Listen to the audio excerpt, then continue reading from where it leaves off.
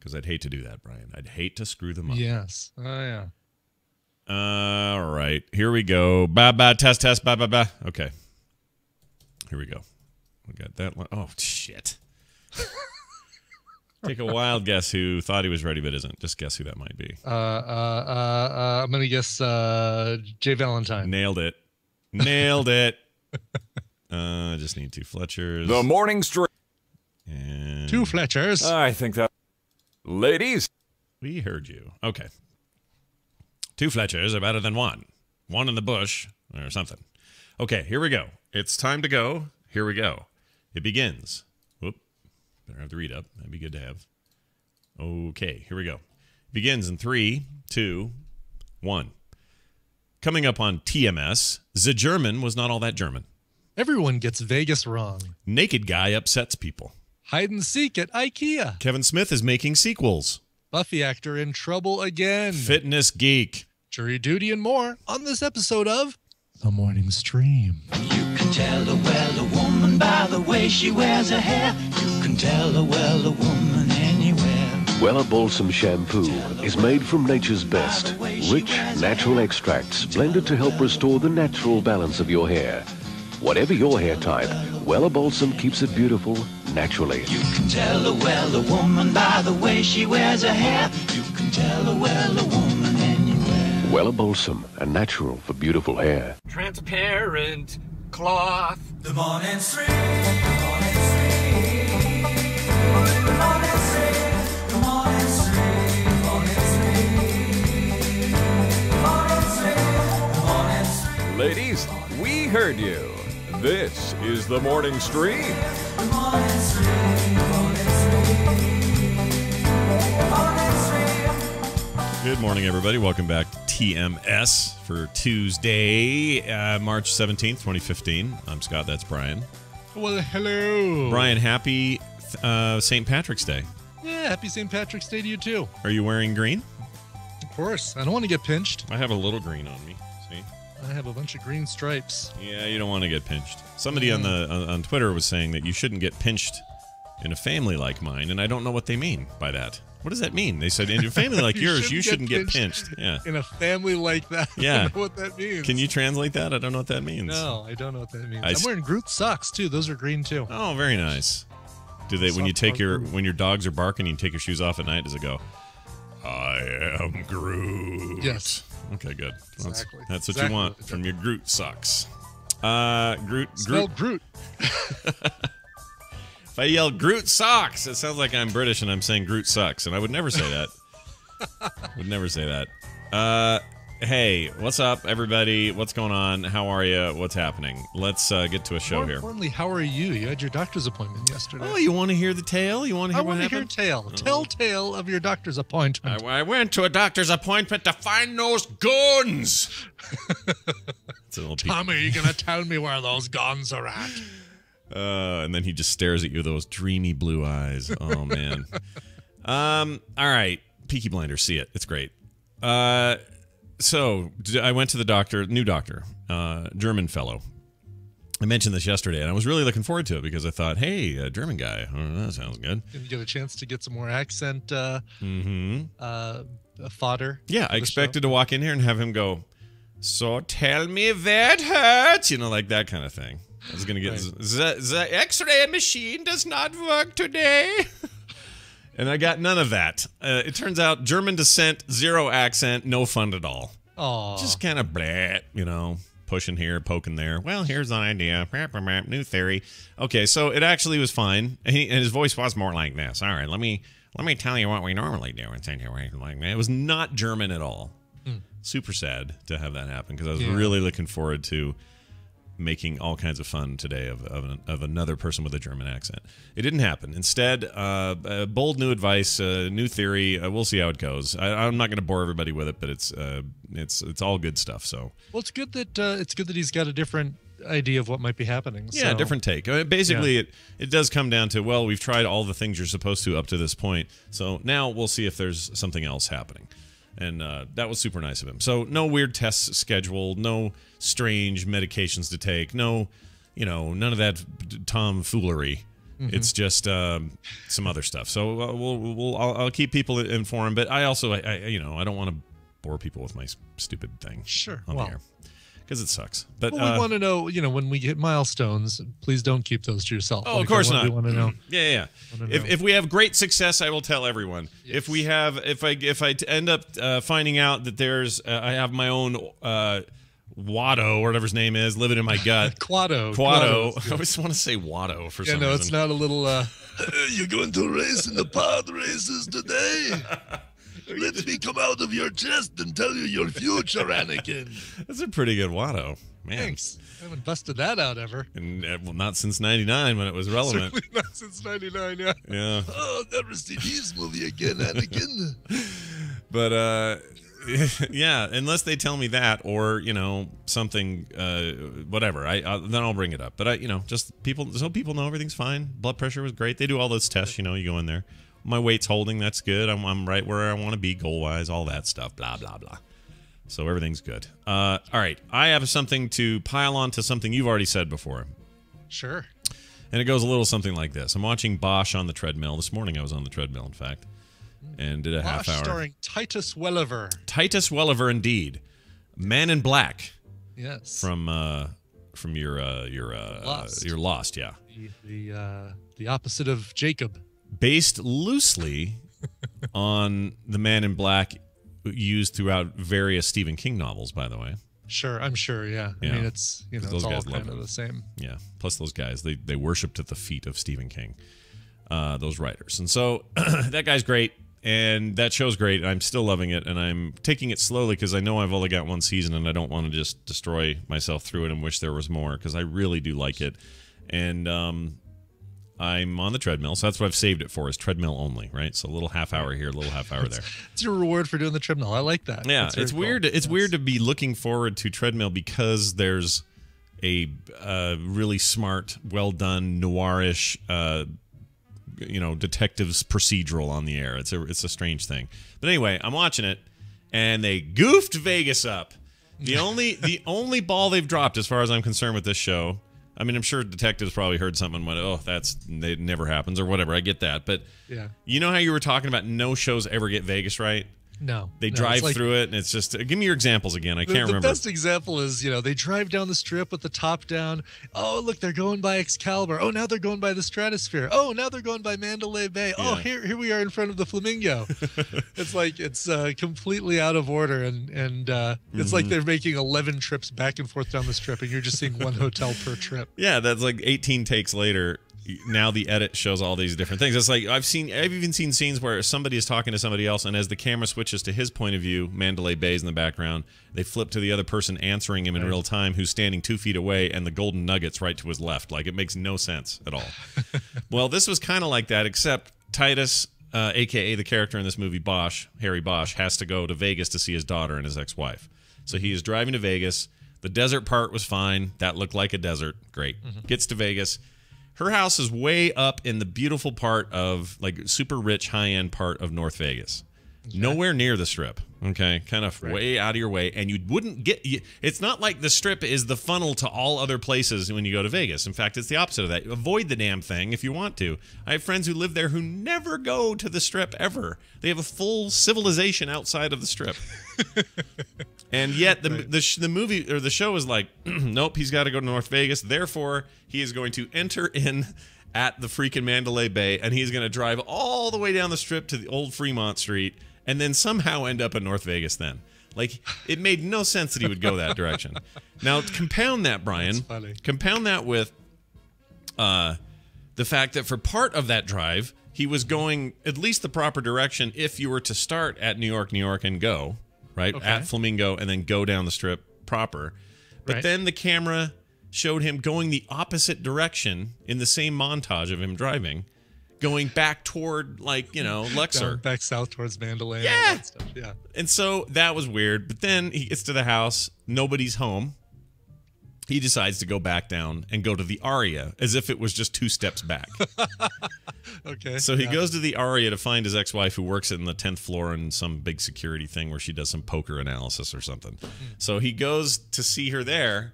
And here's the other thing that hits me. This is during Christmas. He's there to visit his daughter for Christmas. nobody is anywhere. The strip is near open. He's driving without any kind of traffic. There aren't a billion people every 5 feet. I was just there at Christmas. I know what happens. It makes me wonder. There's Last Man on Earth showed a scene where Alan, is it Alan? I can't remember the main character's name, but he's driving through Vegas, and of course, because he's the last man on Earth, Vegas is completely empty and vacant, right? Love and that. it makes me wonder what time they must film stuff like that, and what time they had to film that Bosch scene to show nobody on the strip. Yeah, because it was night. It must be a time of year. Like, everybody go May 3rd because that's the least busy day in Vegas or something. Like, Right. that must have been it. Yeah. And plus, he's T-shirts and everyone's just acting like it's not winter. Look, I understand it's the desert, but it's still cold at Christmas there. You still need to wear at least a light jacket. Yeah, something. You got to wear something. And if it was last year, you really had to wear something. It freaking snowed while I was there. So anyway, that's all a bunch of BS, right? He goes up to the Aria. Hey, what's going on? Okay, I'll get out of here. Leaves as if there's no weird parking or hard to get around. He's just got his freaking Ford Taurus, just my handy. car's outside. I'll just walk out to my car. I don't have to walk. Self-parking is not 20 minutes away, or valet, I have to wait for another 15 minutes. Also, the Aria had a greeter. Do they have greeters at the outside the doors? That doesn't sound right. Yeah, they kind of do. I mean, there's the what are they, bellhops? Yeah. That work out there that, like, you know, if you pull up in your car, they want to help you with your luggage or send you over to valet or whatever. I think that part they probably something. At least, well, okay, the way it was portrayed here, though. It's not somebody who just says, "Welcome to Aria." That's how this was in the show. Really? It was like a Walmart greeter, like an old person greeter. Not old, but they were there just standing there, nothing else to do. There were other people scurrying around grabbing bags and stuff, and this person was just like, "Welcome to the Aria," and you sit and he goes, "Thanks," and he walks past it. I think they were just doing product placement for the Aria. That's what I think was happening. Yes, exactly. That's all Let's fine. remind people which hotel this is taking place in. Exactly. That's all fine to me. The part that gets goofy then again is as he leaves the Aria, not 1 minute later, he's sitting in front of the circus making a phone call. It just, I couldn't get my head off of it, partly because you had talked about it the other day and it just seeped into my brain and I couldn't focus on what they were actually That's saying. one of those things. It's like once you start looking for it, not even looking for it, once you're aware of it, you can't not see it whenever it happens. Yeah. Boy, It's not as distracting as the Guy Fieri quick cuts. No shot lasts longer than 1 second on diners, drive-ins, and dives. Yeah, once you told me that, and once you told me that, and we saw a bunch of Guy Fieri crap. Yeah. Or as my wife says, I guess she says it right. It's Fieri or some Guy Fieri. Some big pile of bullshit like that. I hate that name. Anyway, Right. she told Guy Fieri. we were watching him, and I said, "Honey, watch this." Brian told me how not one cut goes longer than a second. You never see anything longer than like 1 or 2 seconds. She says, "Oh, come on." I said, "I know. I don't think he's right. Let's see." Brian is dead right. It's like a 30-minute Vine video is what they're doing. It is. It kind of is. And every time there is anything longer than, say, a second or a second and a half, it's him going, like, I just put something weird in my mouth. Like, that's the best you get. It's terrible. That has to last longer because he's like slurping up a drippy burger. Ooh, you can really taste the smoky flavor. By the way, when we're in Vegas next month, we got to go to Flavor Town. Is that his thing? I gotta have those wings again. Some of the best buffalo wings I've ever had. Kim was saying the same thing. We went to go there and they were closed for some reason on Christmas. We couldn't get in. Yeah, I don't know what that was going on. They found multicolored bleached hairs in the food. Where did these come from? And a sunglass strap. I'm out, suckers, as he ran. Anyway, it was a weird thing to see, and Bosch is still great. I don't care. It's fine. I can get past it. But it's just a funny thing to notice. And I'm curious, and listeners, send in your emails. I want to have some emails and some calls talking about disconnects in TV and movies where you're fed a line of bullcrap. And I don't mean the obvious stuff like that first-person shooter episode of X-Files we watched on FilmSack. That's an obvious piece of crap. But, like, the little things, doctor stuff or whatever, where they'll just fudge just a little bit, just to jack with you. Also, one last thing I want to say because you reminded me of it.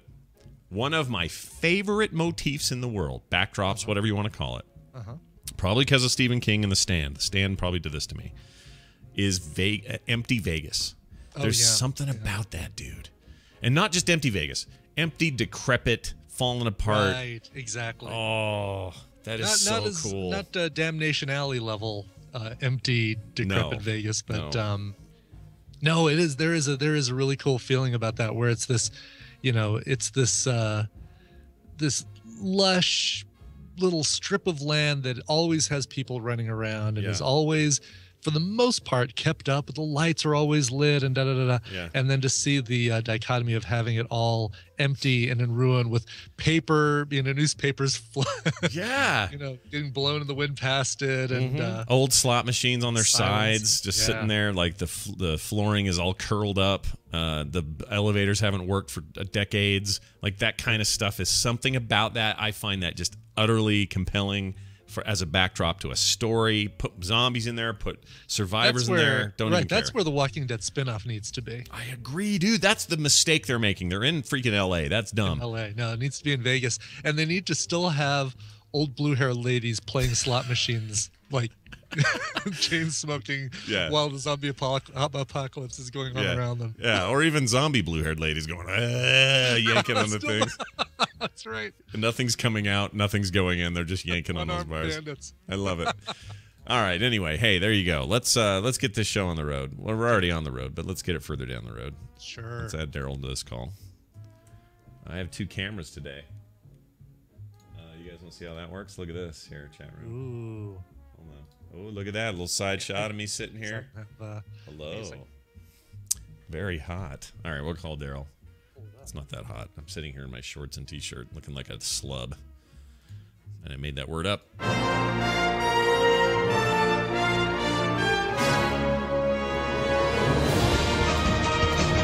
It is Stump a Trek Nerd, and it is brought to you by... Hey there, do you play World of Warcraft? Yep. Do you end up logging in and mostly doing garrison chores? Yeah, a lot. Then I have a webcomic just for you. torrentitup.tumblr.com updates every Tuesday, so you have something to read during server maintenance. That's torrentitup.tumblr.com. All right, I like it. Torrent it up. Daryl, are you there? Oh, I seem to be. That's good news. Daryl's here, everybody. He's the Trek nerd. He comes on the show and he does hard trivia Star Trek questions, and we're happy to do it.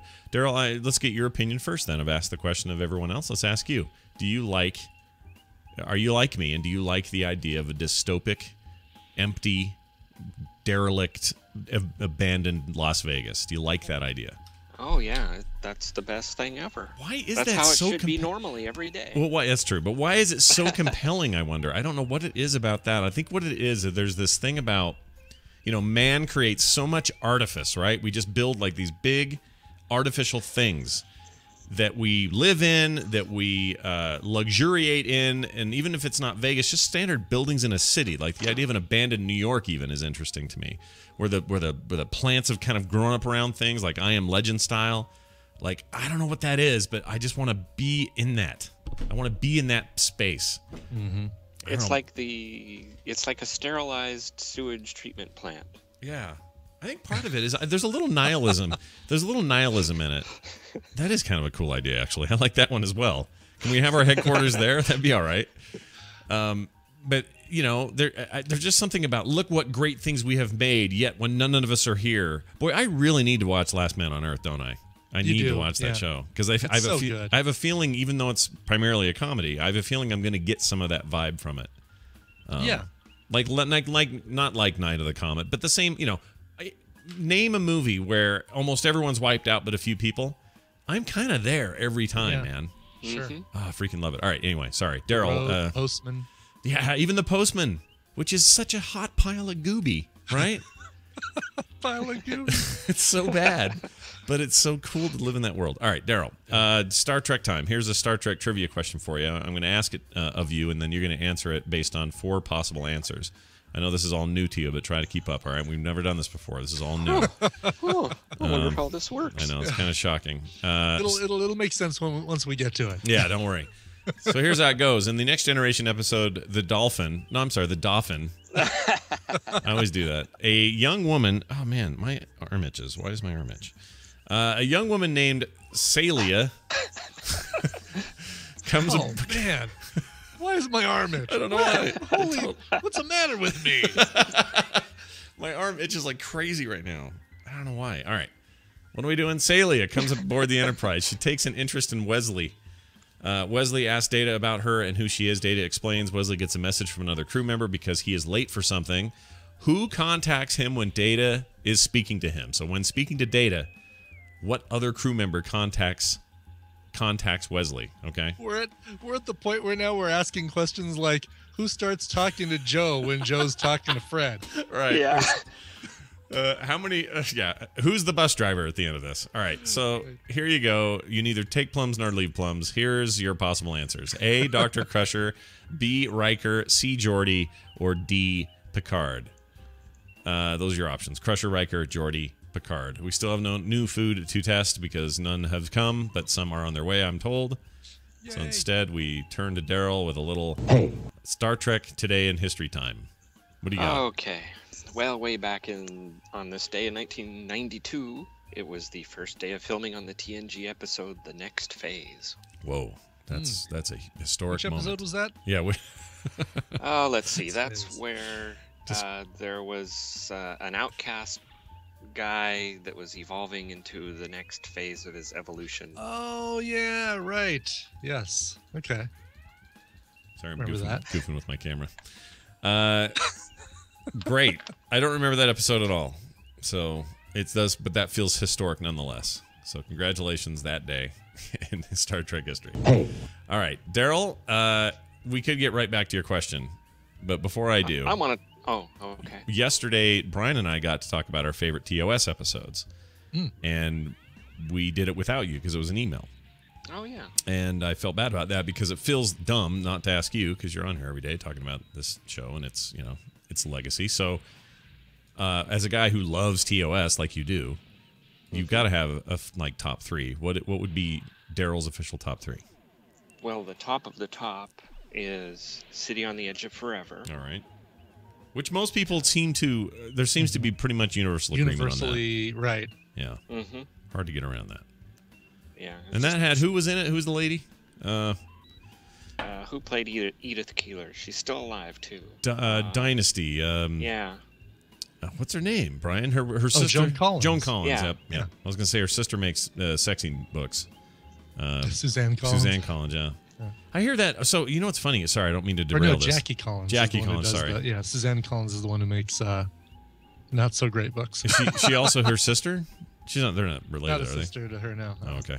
The reason I bring that up is it's funny, or it reminds me that, like 50 Shades of Grey is this like giant phenomenon. And then millions of books are coming out that are all kind of like that. Like way more explicit, like S&M-y lady porn kind of things. Right. It's told, though, that the traditional romance novel market is in the crapper. Nobody's buying like the shirtless Fabio books anymore. Well, yeah, I'm not surprised. Yeah, it seems like it's almost like saying The Harlequin, yeah. for dudes it'd be like saying, "Oh, I'm surprised that I don't know. I can't think of anything." What would be our equivalent? What would be the equivalent? I don't know. I can't think It's of like anything. if crime fiction all of a sudden was on the drop, like James Patterson. There and, you go. That's a good Michael comparison. Connolly and Sure, stuff. it's like saying it would almost be like saying Breaking Bad is to 50 Shades of Grey in that kind of drama and those kinds of anti-heroes have ruined traditional crime novel / archetype stuff. It's kind of like that, Sure. except for ladies and sex. All right. I like that we use an analogy to say, well, this one style of book is on the wane. Yeah. Let's compare that to, well, that would be like if this other style of book was on the wane. Like I know it's dumb. like It's the dumb. worst analogy ever. Yeah, it's dumb. It's dumb. We shouldn't have gone there. Daryl, what's your other two? So that's number one. Oh, let's see. What else? I really like The Enemy Within Yeah, it's a good one. with the horned dog. Mm-hmm. And Mirror Horn Mirror dog. I'm gonna have some horn dogs for lunch. Yeah, Mirror Mirror is good, yeah, of course. yeah. And Doomsday Machine is in there. Gotcha. And so those are your three? That's three. Which is the one where Actually, he goes? that was 4. Oh, was it actually. 4? Okay. Well, yeah, because you said that's also City good. on the Edge of Forever. Yeah. Well, which is the one with morning? We will destroy you. The freaking the long robot guy. What's that one?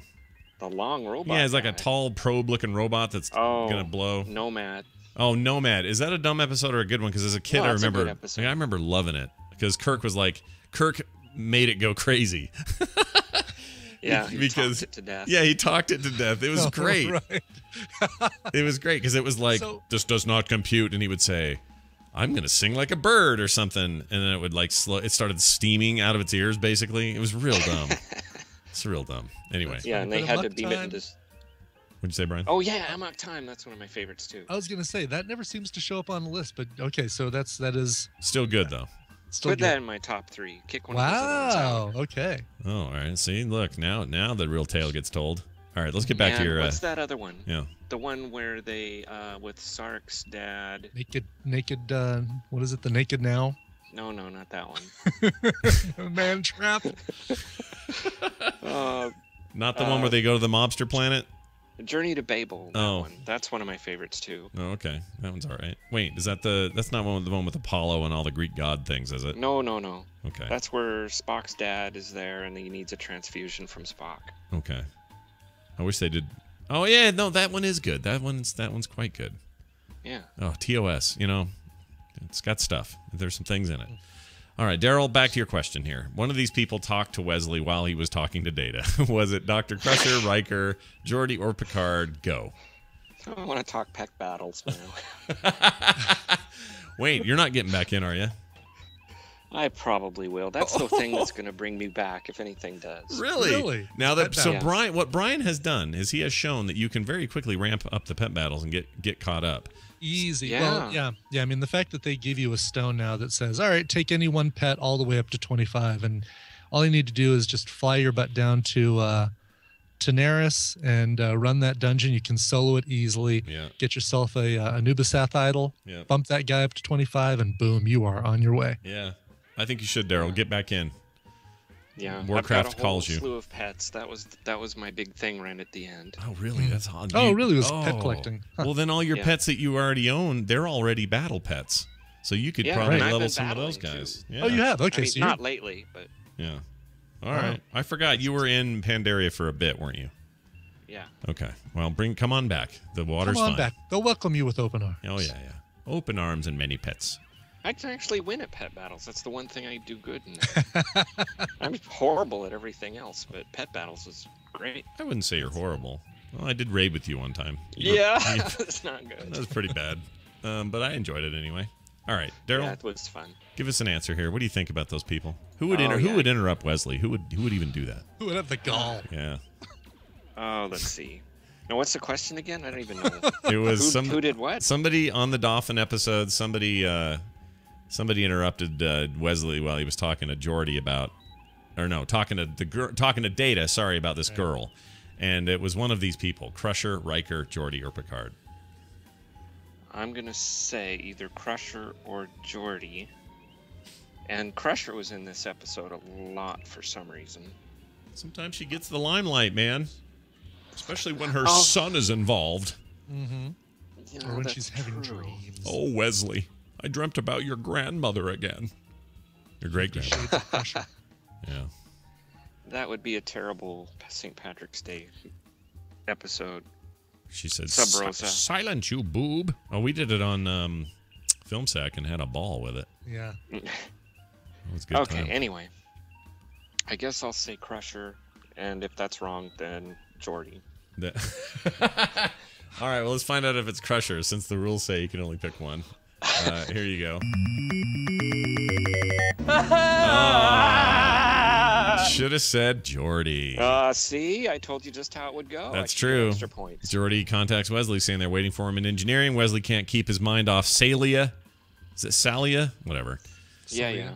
Bad name. That shape-changing girl. Oh, that was her deal? Yeah.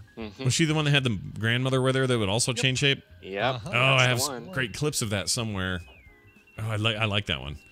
It's cheesy though. It's the one where Worf fights it. Remember that? Yeah. Fights the grandma. It's bad. It's really bad. Like, this is early season 1 stuff, I think.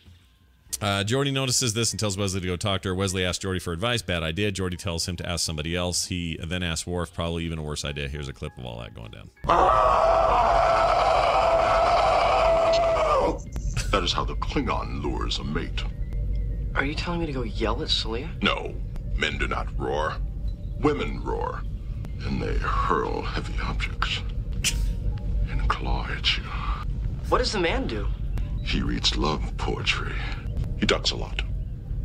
Worf, sounds like it works great for the Klingons, but I think I need to try something a little less dangerous. That's not canon, is it? All that Klingon bullcrap? That's bullcrap.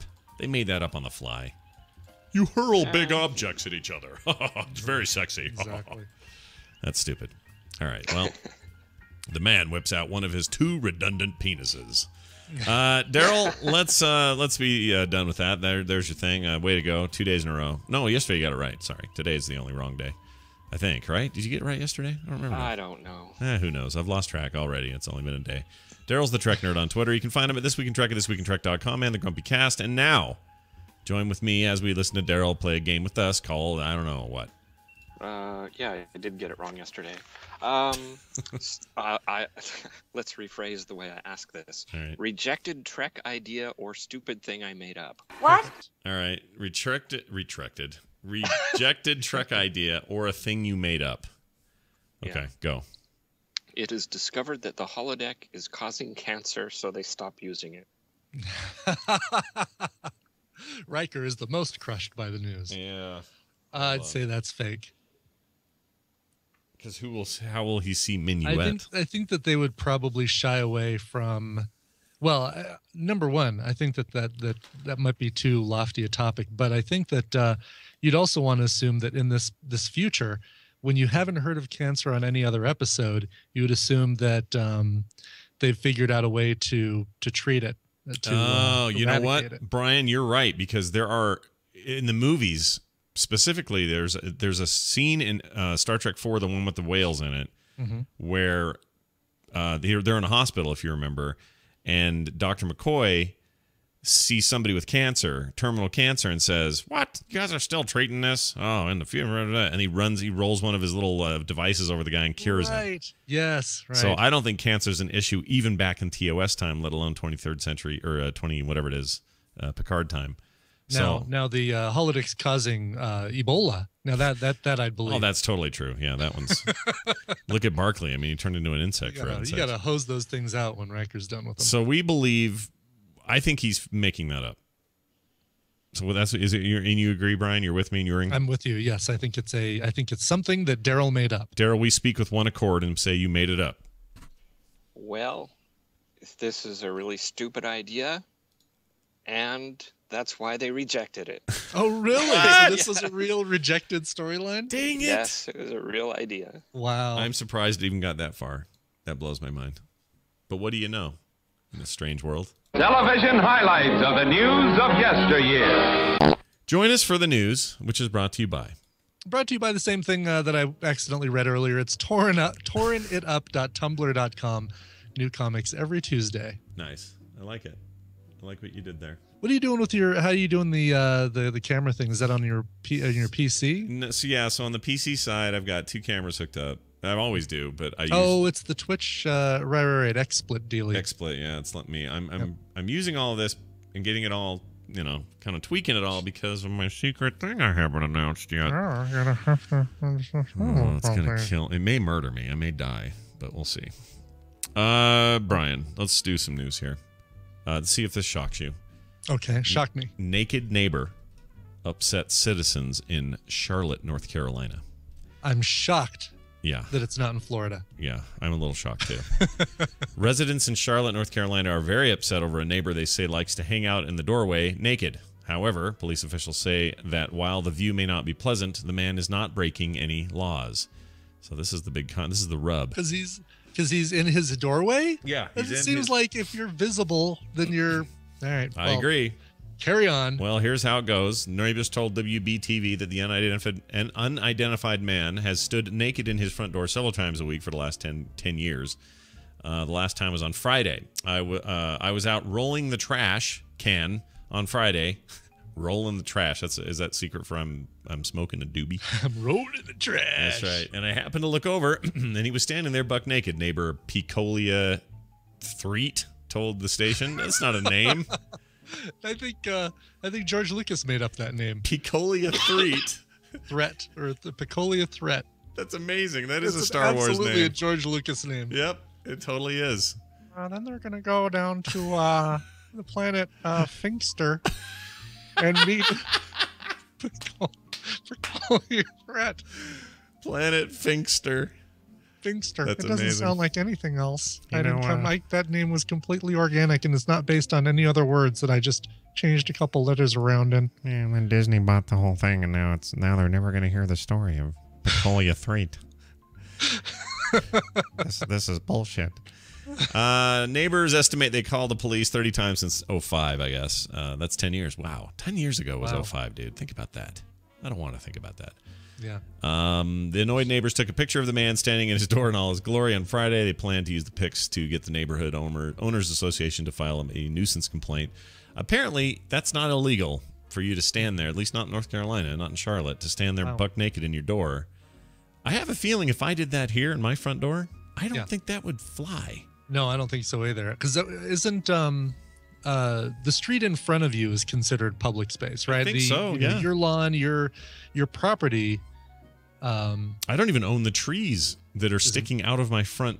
Like on there's the sidewalk, right? So there's our house and a little bit of lawn, and then there's the sidewalk, and then there's more lawn, and then on that lawn is some trees.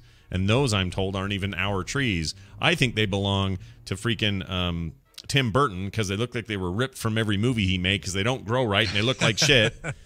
But that's a different argument for a different day. And my point is, I think that you anything between me and the grass is technically my property, but yeah, if you can be on a public space and still see nudity in a non-public place adjacent, I would say that has to be illegal. Yeah, people get busted for like laying out in their backyard naked or making too much noise on a Friday night. You get a noise pollution thing where the cops come. What's that guy is sitting there holding 11 donuts, one on each finger.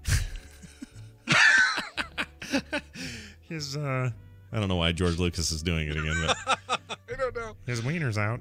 This is more of the stuff that happens on Planet Finkster. The Pleasure Planet in Star Wars universe. That's right. IKEA has put their foot down. Okay. Put their big Swedish Allen wrench covered foot down. Yeah, that will fit in a very tiny apartment. IKEA has said this. They say, please stop playing hide and seek in our stores. Except they said it like this. We have something to ask you. Please stop playing the hide and seek in our stores. That's what they said. Nice. They're a pretty fun place, this article says, but the Swedish furniture store known for meatballs, ball pits, and unpronounceable dressers has taken a stand against irreverence by banning massive games of hide and seek in its Dutch stores. Apparently it's happening in the Dutch Time stores. magazine, I'd agree with you on being known for meatballs and unpronounceable dressers, but I would not say ball pits. Yeah, what's the ball pit part? Oh, no, IKEA. Oh, IKEA is known for ball pits. They might be outside of the States, I wonder, but they're not they here. Have one. They do have one in the kids section at the IKEA here in Denver, but we don't have I wouldn't say that it's known for it. Yeah, like, hey, what do you like about IKEA? The ball pit. Name 3 things you find at IKEA. I guarantee you, ask 100 people, not one of them is going to say a ball pit. Yeah. Cool lighting fixtures. Right. Exactly. Dresser and a nice TV stand. None of those people say ball pit. Candles that come in packs of 100. LED lights that are kind of not very good, and ball pits. Ball pits. Yeah, that's not good. Speaking of ball pits, let's see here. What else does it say? And it's massive. We're talking 32,000 people signed up on a Facebook event page. For a hide and seek contest or a hide and seek game? Yep, in the city of Eindhoven.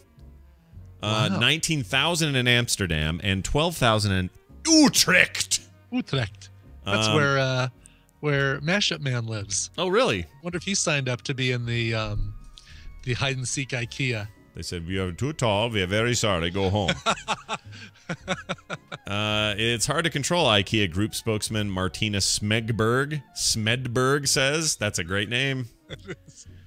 She told this to Bloomberg, says, "We need to make sure people are safe in our stores, and that's hard to do if we don't even know where the hell they are." Last summer, hundreds of people played it in Belgium as well. So, oh no, that's not Belgium. That's Belgian. Belgian. In Belgian IKEA locations. Is that Belgian? Yeah, when something is from Belgium, you say it's Belgian. Oh, I didn't know that. Yeah, like Belgian waffles. Is it always got an N? I always thought there was an M. Well, when you're talking about the country, right? And you're saying the country is Belgium. Yeah, and I always thought it was like America, Belgium. It's like America versus American. Yeah, you're right. When I hear people say, "Oh, I'm going to get some Belgium," I hear them say Belgium waffles. Oh, really? Yeah, I've never heard it not said that way in my head. I know they're not because you're right. I look at this and I know you're right, but this is Belgium. It took me a long time, a lot of years to get told this. Shit. That's all right. Oh my gosh, what mistakes have you made over the past with this misinformation? Many and more to come. All right, we have a PSA. Vote Frog Pants every day. You have until the 21st. That is not that much more time. That, by the way, I think is my 21st is Saturday, isn't it? The 21st.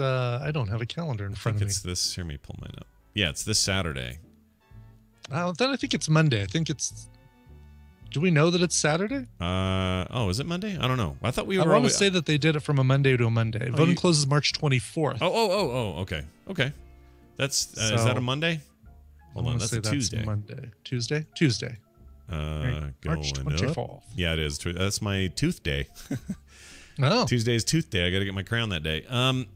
Anyway, vote. Go there. Podcastawards.com. I was on Cord Killers yesterday, and we were preaching the word as well. Nice. And we'd like to see everybody go over there, vote for us. Let's see if we can win this thing. Okay, you got 3 winners right there on Cord Killers. Winners, chicken dinners. Well, at least right. Let's see. Yeah, because you got Night Attack and you got the other thing. TMS, Brian seemed a little, not openly upset, but a little concerned that we are in the comedy category and they're in the mature category. And I said, well, they're also in the video category, which also weirds him out. So I told him, dude, these awards are a little weird. Like we have determined, like I said, remind Brian that he's in the pod safe music category, for heaven's sakes. It's all weird.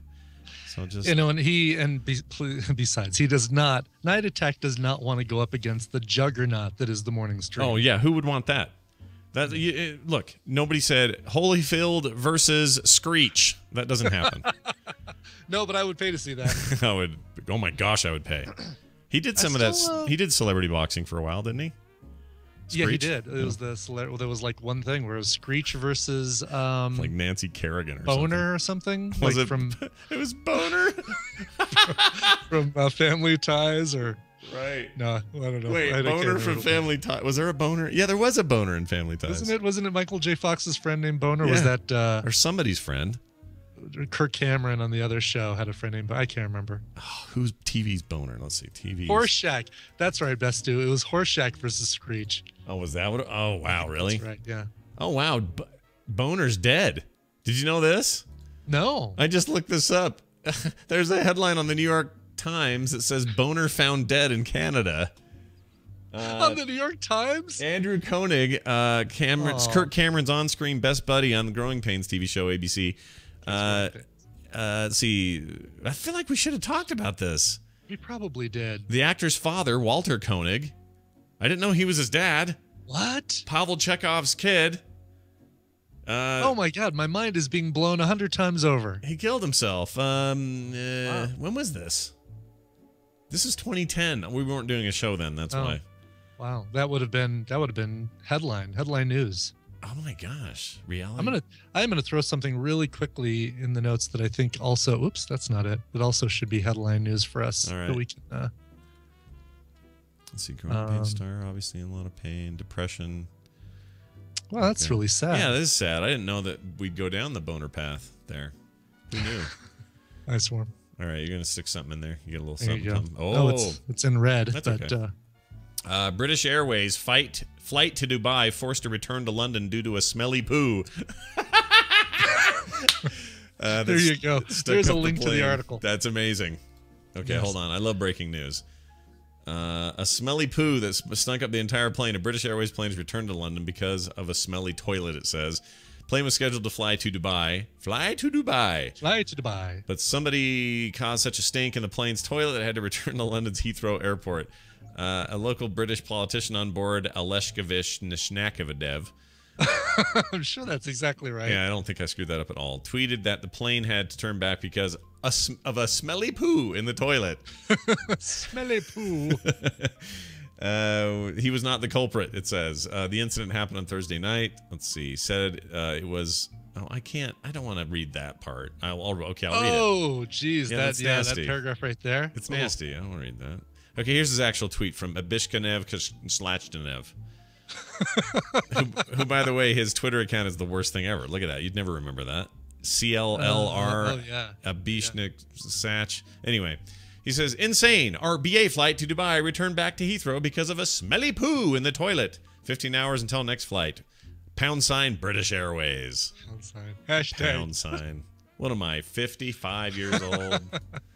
You know, notice the time that was placed was 4:20 p.m. Oh, yeah. Every day. All right, there you go. What else we got? Kevin Smith has confirmed Mallrats sequel is in the works, so if you're a big Mallrats fan, I guess that's exciting. I've heard nothing but terrible, gross things about his Tusk movie. Yeah, that's what we were hearing yesterday, right? Yeah, I didn't know what that was supposed to be about. I guess it's kind of a semi-scary thing. It did not review well. I'm looking here at the reviews. Let's see here. Yeah, I don't think I want to see that. Oh, and and it's all gross because the Mac has something to do with it from the Mac and PC ads. What's his name? Hodgman? No, the other one. Oh, Justin Long. Yeah, Justin Long. That's it. That's right. He was Hodgman was PC. Tusk. Yeah, I don't think I want to see it. Anyway, that's neither here nor there. We'll see Mallrats. I wonder if Stan Lee will make another appearance. Probably. I'll bet you money. Or what's her face from Three's Company with the tertiary nipple? Oh, who was that? It was the one who played the nurse on after Suzanne Summers left and and Jenny Lee Harrison left. It was the final blonde. Right, Coy. It was Coy and Coy Duke. Right, exactly. It was Coy Duke. Everyone. All right, what else is happening? Buffy the actor slayer. What? Buffy the actor guy in Buffy. A guy in Buffy. A Buffy actor. Nicholas Brennan. He's one of the main dudes. Nicholas Brendan, rather. Had been told he needs to stay far away from geek conventions because it never ends well. He was arrested again in Florida on Friday night, according to police reports. Brendan, who did he play? What was his name in the show? He was the main dude. Xander. Xander, thank you. Yeah, that's right. Let's see. According to police, he called cops reporting his phone and wallet had been stolen. When officers arrived, he had flipped his bed over and had an overflowing toilet in his room. No. He had done other things to himself, suggesting he was not in his right mind. As for his wallet, it was in the dresser.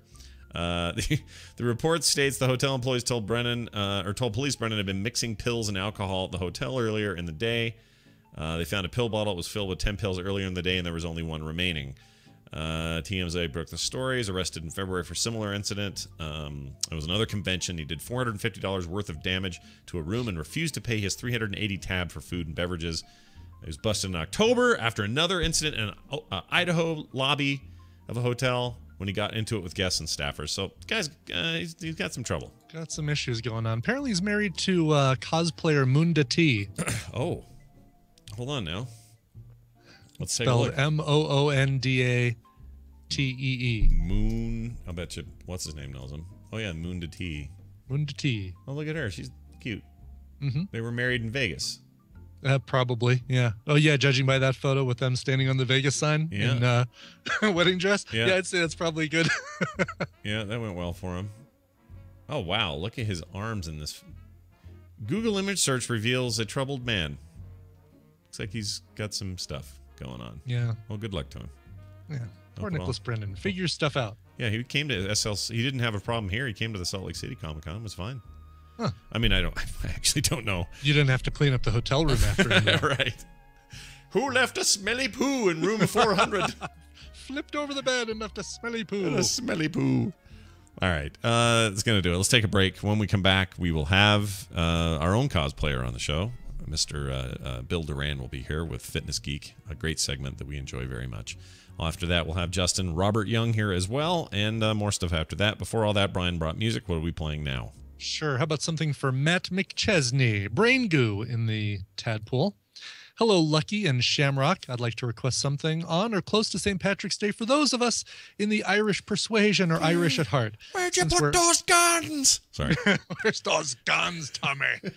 I would like to request some. Let's see. I hope everyone can enjoy an old Irish classic.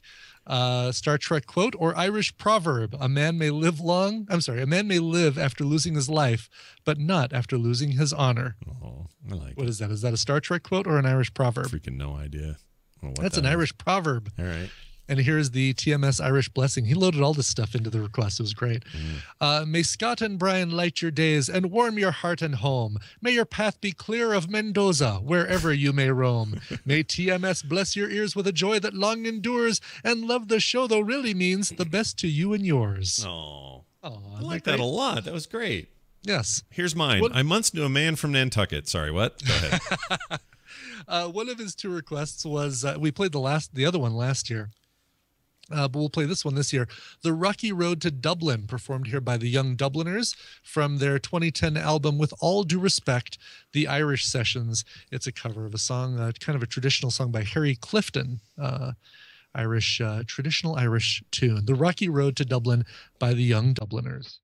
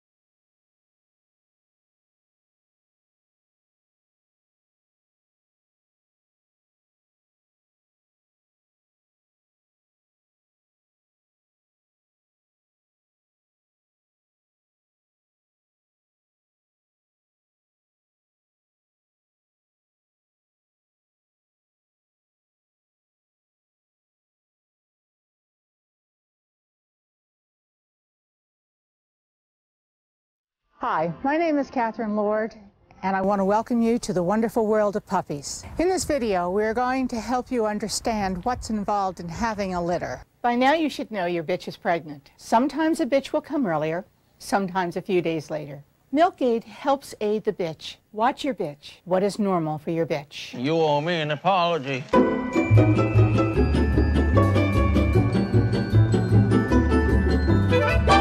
The Morning Stream with Scott and Brian and a caveman. And a caveman. Hello, everybody. We're back. It's even better in that video is later on when the veterinarian starts talking about overweight bitches. Yeah, it's pretty good. It's clearly edited to maximize on the funniness of the use of the word and the context they're using it, but it cracked me up. Who sent us that? Who was that? That was Miles. Oh, Miles. Thank you, Miles. Yes. You've gone miles to help us today. By the way, if you've had another second, I pasted something in Skype for you to play. It's appropriate for today being Irish. An Irish commentator. Is it the location of your guns? All right, I've clicked it. You join us for the 30th Olympiad, and we're at the sailing. Yeah, there you can hear the Olympic horn being sounded. Signifies there's only 4 minutes left of this race, and it's looking very close and confusing. Alicia Cebrian Martinez de Lagos from Espanol, and she's on 26 points, whatever that means. Mind your head. What is this? It's Irish commentating on the Olympic sailing. And he doesn't know anything about it, clearly. Apparently does not know. Watch your head as that thing... Fucked out of it there. Very confusing scenes here. We don't know who's in the lead. Or is that Russia at the far left? They're ahead of everyone else. Ahead of Norway and Portugal. And some madman there going the wrong way completely. He doesn't know where he's going. He is my hero. Yeah. I'm gonna have. have Hey, can you cover for Larry? Can you do sailing? Larry went home sick. Can you do it? I will be watching that thing in its entirety. Yeah, me too. He's amazing. All right. He has my respect and my love. All right, let's call Bill. Not Dan. Sure. His name isn't Dan. It's Bill. Bill. Hey, Bill. He's back from England. I wonder how pooped he is. He's probably pooped. Right. When did he come back? Sunday, right? Sunday, I think. Might be used to it by now. Who knows? We'll find out shortly as I play a theme for him, which I can't seem to track down. Hold on. Gosh dang it. Here it is.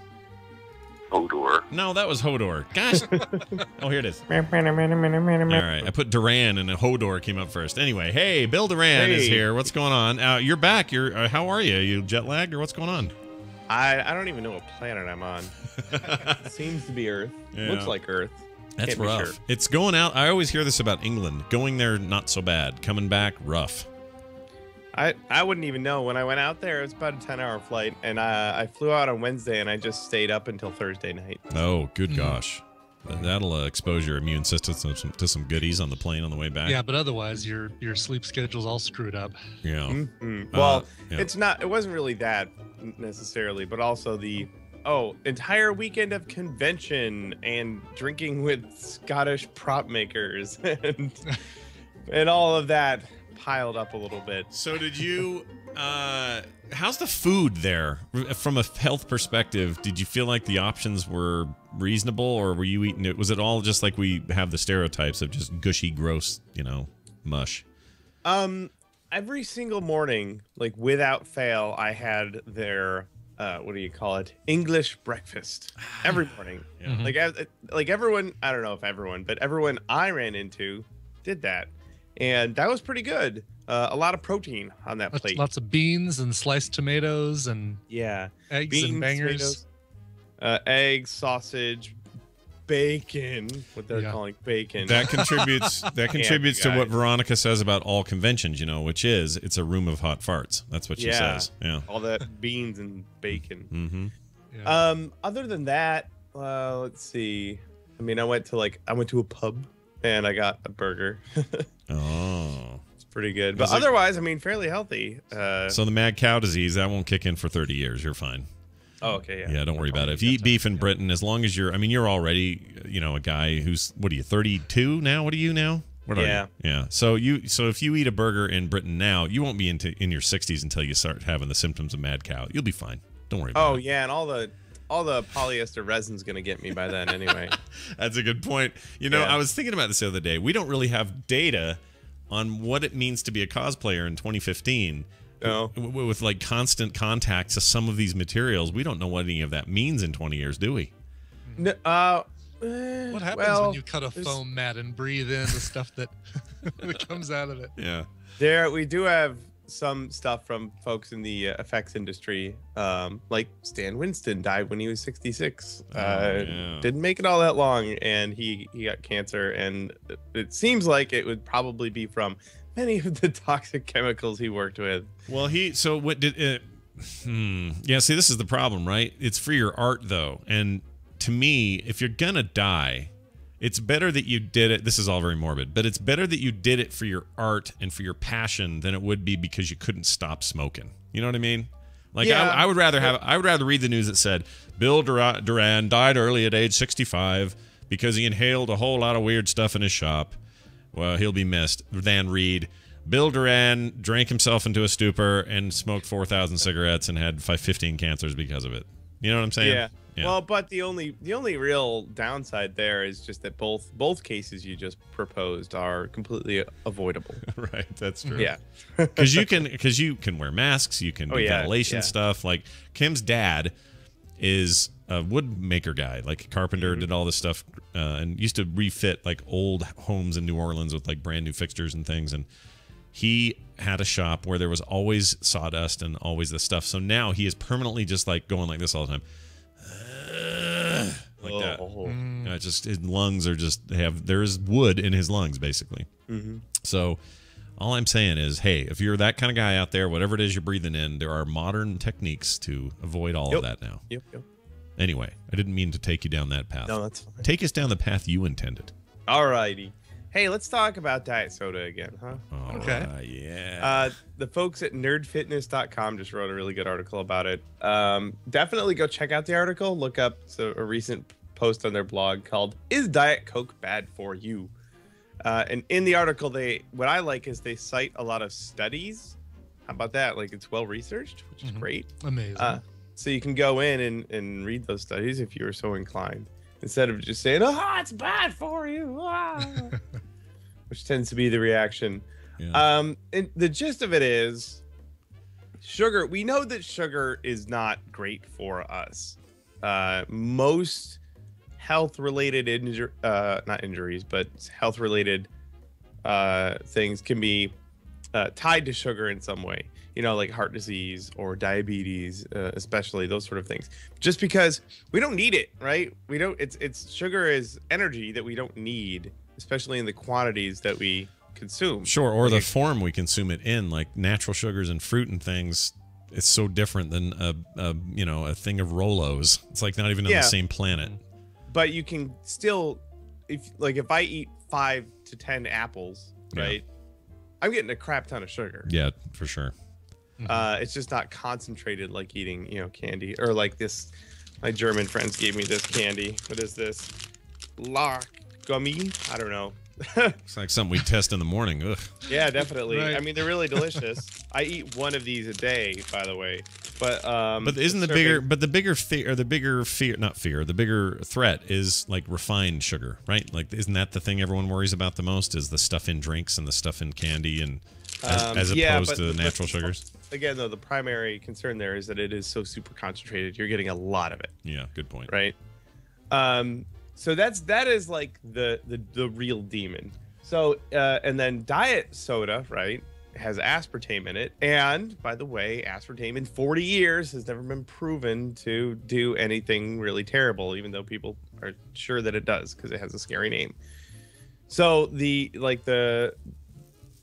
long and short of it is that if you want to cut out a lot of calories in your diet, and you normally drink a lot of normal soda, switching to diet soda can be a huge boost, especially early on in your weight loss, because you cut out like 1,000 or 2,000 or 5,000 calories in a week just by switching to diet cola, right?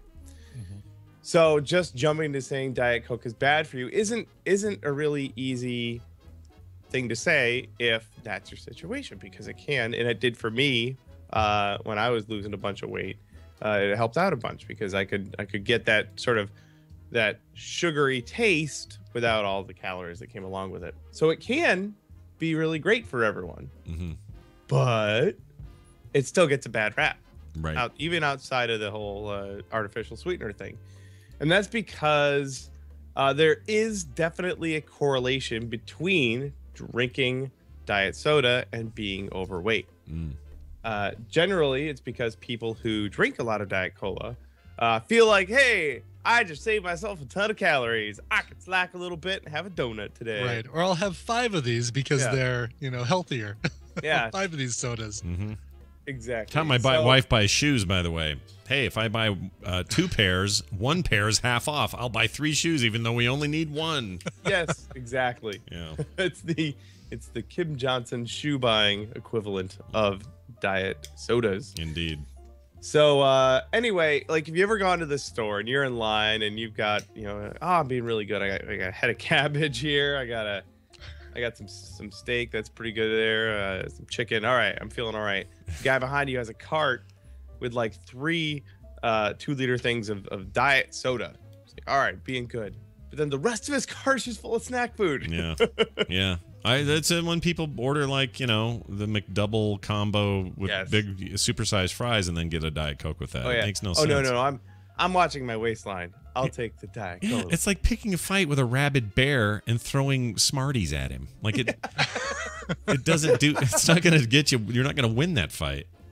Right. It's a so terrible there is analogy. that correlation there, though. So if we are going to go drink your diet soda as a replacement of your normal soda, bear in mind that you're making huge gains in the calorie department, and don't hamstring yourself by making other really bad food decisions. Well, that seems wise to me. That's what I think. So yeah, definitely stop drinking. There's no reason why anyone of us should drink regular soda ever. No reason why. Yeah. I mean, you are happy to see it when somebody drinks. If they're going diet, at least there's that. Like even though they get the big giant fat meal, even if you're drinking a diet soda, at least they're doing that because some of the biggest calories are going to be in that drink. If you don't. And if I go out to good example, go out to Jimmy John's. I love Jimmy John's. By the way, anyone at Jimmy John's, if you're listening, I'd be happy to throw a sponsor on anything I do. Right. And I gotta get a drink there, right? If I'm eating there, I'd like to get a drink. The only options they have, I could get a water. Let's just say that, but I'll get a Diet Coke, just because it goes good with my the Italian nightclub. I like that saying. Oh yeah, that's a good one. So I'll do that. That's the extra meat Vito though, right? Or do I have it backwards? Is Vito the extra meat Italian nightclub? I don't know. I have no idea. You know what? I'll have to go there for lunch today and find out. I just know this. I know this. I just know that they are so fast that the other day they made me a sandwich so quickly that they forgot to get paid. Oh, really? Yeah, they didn't actually have time to get paid. They made it so quickly, and I almost walked out and I went, no, wait a minute. Did I pay you guys? And they went, oh, shoot, come around here. We'll get you taken care of. So fast you'll freak and not pay. Yep. It's really weird. So, sorry, back to the soda thing real quick. What do? Stop drinking regular soda. Definitely do that. But if you're looking for that caffeine kick, and who isn't, coffee or green tea are pretty good. And I like my coffee an awful lot, as long as you're not dumping a whole bunch of sugar into it. Oof. Yeah. So those are some good options for you. Well, that seems all right. I just posted this in the chat room, but I tried a Pepsi True yesterday. So it's taking me a while to kind of give up on soft drinks. I'm down to maybe about like 1 or 2 cans a week, down from like 1 a day. And Tina picked up Pepsi True. I asked her to pick up Pepsi True, which is this new thing. It's Pepsi, but it uses Truvia or stevia as a sweetener, which is better than aspartame. And it's also in a 7.5 ounce can instead of a 12 ounce can. So it's my ramp down method. You're weaning. You're weaning. Smaller I get cans, it. Yeah. Exactly. I like it. That's pretty good. No, that's really good. I haven't heard of this. Comes in True, smaller huh? cans. True. Is it not? Is it all see through like the old Pepsi Clear or whatever? No, it's not Pepsi. It's not like Crystal Pepsi. Oh, I loved Crystal Pepsi. Because it tasted like Pepsi, but it was see-through. It was see-through. Amazing. It was so great. For some reason, I associate that with Van Halen. Why do I do that? Wow, really? Oh, because they did the Right Now commercials. Oh, they did? Yes. Well, then, you know what? I just proved that advertising works because I totally remember that. Yeah. Wow. That makes me want to listen to Van Halen, though, not drink Pepsi. So what does that tell you? Anyway, that's cool. I don't have any idea what that is. I'll have to try that out. But I'm down to not remembering the last pop or soft drink or soda I had. I don't remember. It's been that long. So I guess that's good, right? When you're not having it enough that you don't remember having That's great. Yeah, that is really good. Yeah, yeah, I'm done with it. I think the ideal situation. According to the German doctor yesterday, who's not all that German, I think is like third generation American German. He thinks that that pop could be a big culprit for me, and I said, well, I haven't been drinking it lately anyway. He says, well, keep that up because, in his opinion, it is the number one reason he ends up seeing half of his patients, and he's obviously being a little hyperbole with that, but he thinks soda is just like a major component of a lot of health issues, like you said with sugar. You ever see them? Someone will do a presentation where they bring an empty soda bottle, but they just fill it with the amount of table sugar equivalent that you get in there. Yeah, and it's like a quarter full. That's disgusting. Oh, it's scary. Yeah, no kidding. Picture doing that without the soda in it. Picture taking a quarter of a 1 liter bottle of just table sugar, dry, and just dumping that in your mouth. Yeah, I had a friend who snorted sugar once in front of us, and I don't think that's good for you. I think that's bad for your sinuses and your nasal cavity. Yeah, I'm no doctor. I'm no expert in this field, but if you snort candy or snort sugar, you're gonna have a problem. Anyway.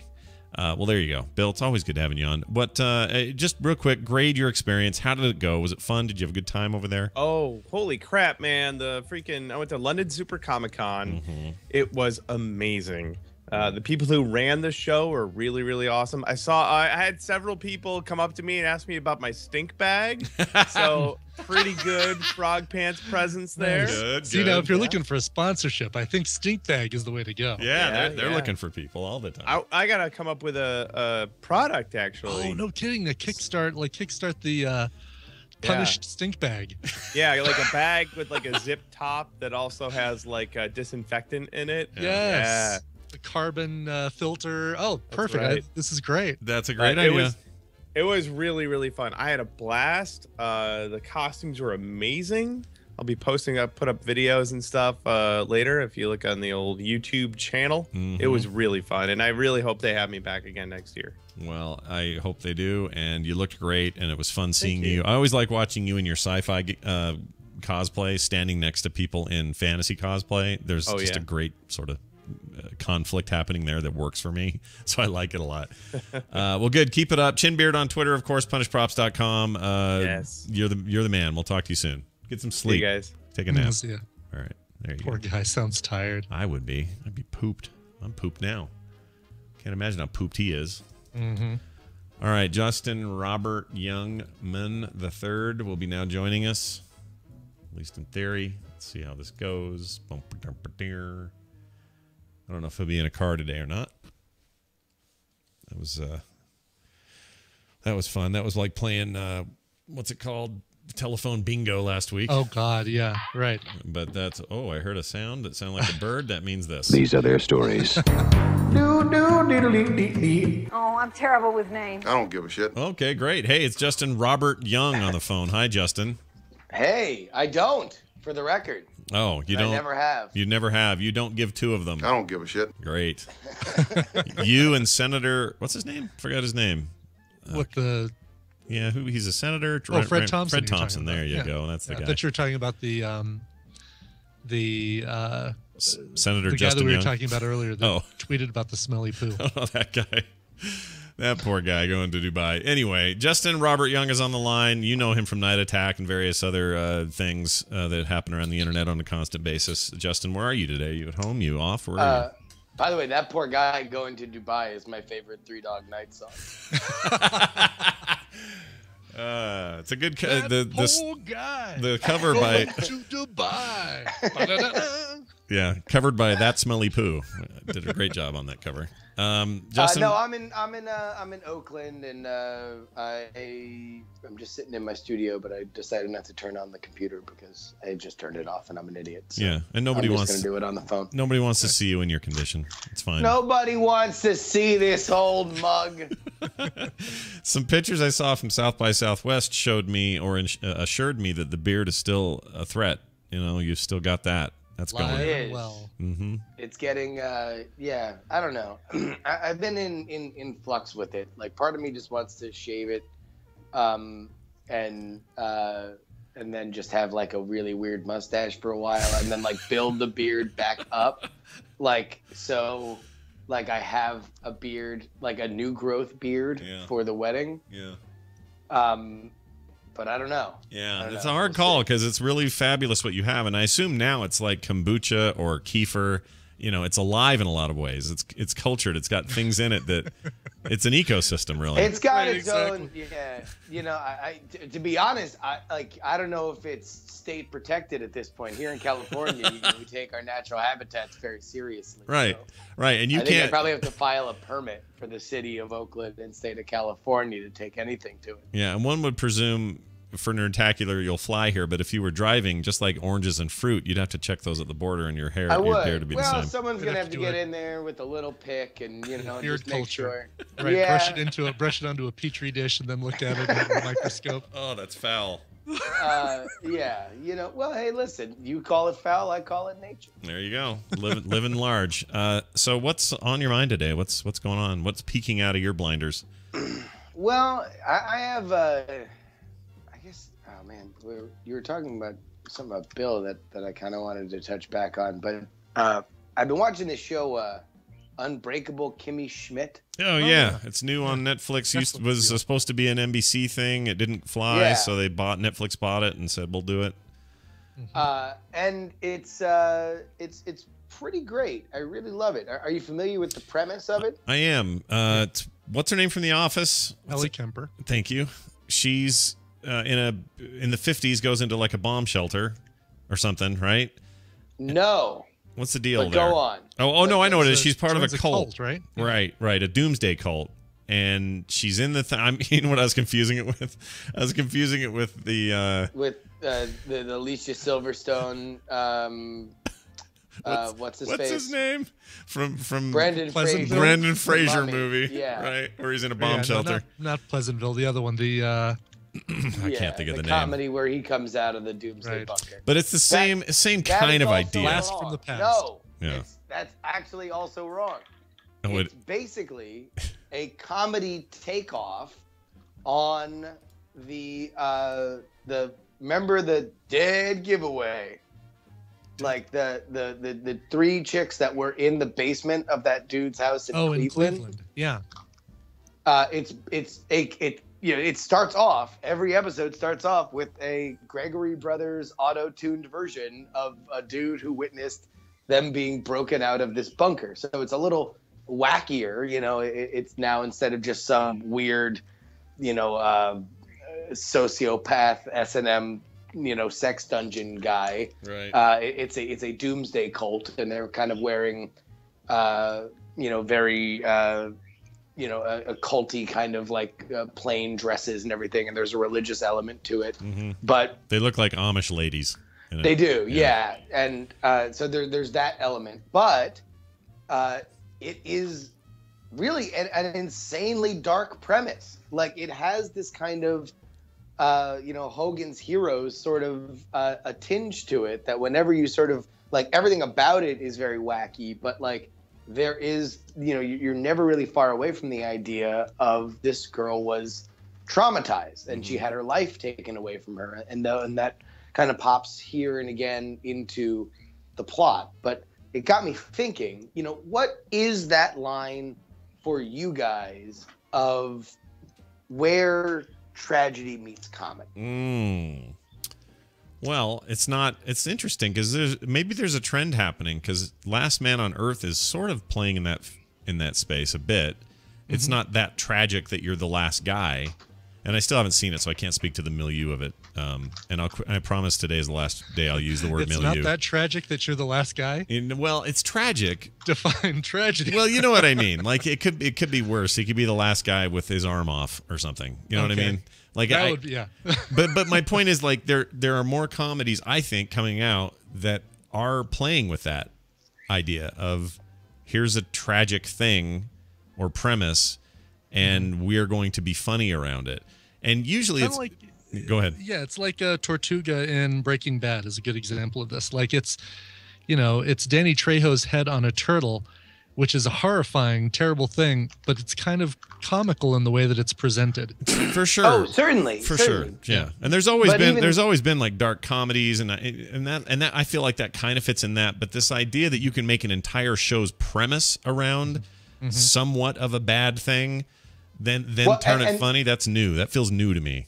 And really, like, the practice of the show is very much like the scripts could, 80% be that premise that you said, where, girl, goes into a bunker because her parents are overprotective, comes out and decides to live her life in New York City. Like, that would be possible because a lot of the script is a lot of fish out of water stuff and her saying 90s catchphrases, not realizing that they were 20 years out of date, and stuff like that. But yet, the creators, Tina Fey and her husband, have decided to take this other very sad element and kind of lay it at the base of the pyramid there. And I would say that it's kind of different in what you mentioned, Brian, of like a brutal sight that is also funny, because brutality is surface level, like a kind of comedy gag is. You look at it and you react. This is kind of more of a weird character thing that, like, it would have been as if you found out that Tracy Jordan on 30 Rock was as selfish and weird as he was because he was molested as a kid. Right. Right. Jeez. Yeah. Goes dark real quick, doesn't it? But it does. Do you agree with me that there's maybe because this is what we do as a culture. Our entertainment often reflects some kind of collective, even if it's just Hollywood collective, but some kind of collective idea of dealing with other real world events, or our collective nihilism, or our collective positivity. Sometimes we clamp down and get real tight, and we don't want to do anything that's too out of the ordinary. And sometimes we want to lash out because, for whatever reason, zombies are back and we all want to think about the end of the world again or whatever. And this feels like a trend to me in comedy to take tragedy and turn it around.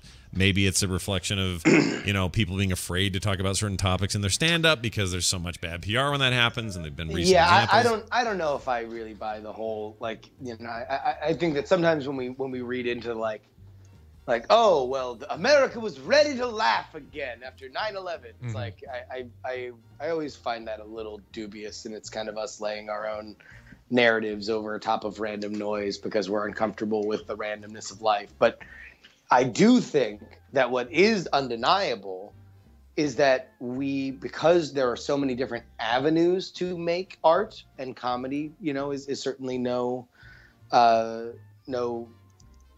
is not spared from that. These ideas are coming to the forefront a little more. I mean, like you said, this show would not have existed. It was a pilot. It's a funny pilot. It's a pilot that was, done by people who have big bona fides in that space.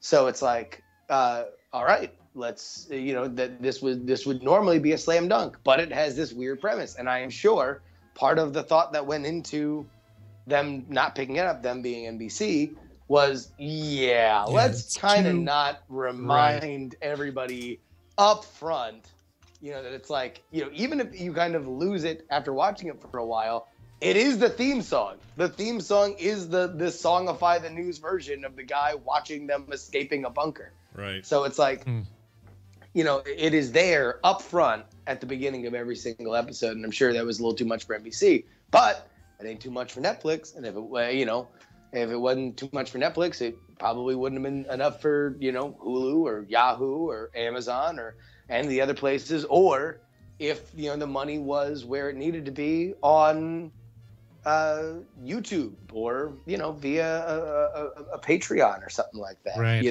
So like there's just a million ways that you can get these kind of ideas out. So now the risk averse elements of our kind of gatekeeper society that guided what we saw and what we didn't now either has to rethink where they are, like they have done with The Last Man on Earth, where it's a short run comedy series that they let the creators pretty much take full control over, or you just go indie. And you have a lot of people who are like, yo, we're just the pipes, like Netflix, like just do what you want. You guys got a good, it's like this track new record. frontier where you can basically, it's completely open territory to say, all right, we can be as straddling the line over good taste, bad taste, whatever, without having to worry about network censors. I like to think they're following podcasts pioneering.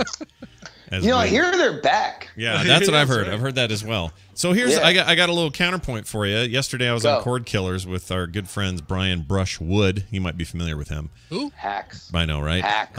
And Tom Merritt Jr. the Third Esquire, and we were talking about all this stuff, and we talked about this show, and I've not seen this episode yet, so I have no real opinion yet.